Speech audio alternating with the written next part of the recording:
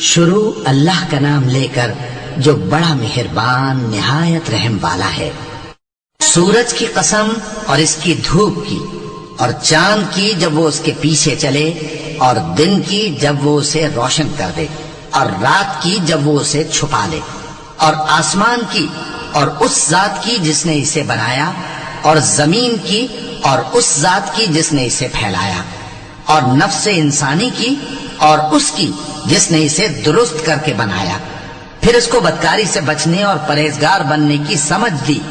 کہ جس نے اپنے نفس کو پاک رکھا وہ مراد کو پہنچا،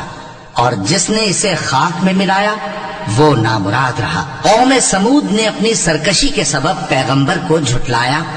جب ان میں سے ایک نہایت بدبخت اٹھا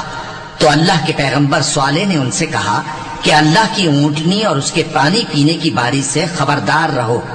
مگر انہوں نے پیغمبر کو جھٹلایا، پھر اونٹنی کو مار ڈالا تو ان کے رب نے ان کے گناہ کے سبب ان کو نیست و نابود کر دیا، پھر سب کو برابر کر دیا، اور اللہ کو ان کے بدلہ لینے کا کچھ بھی ڈر نہیں۔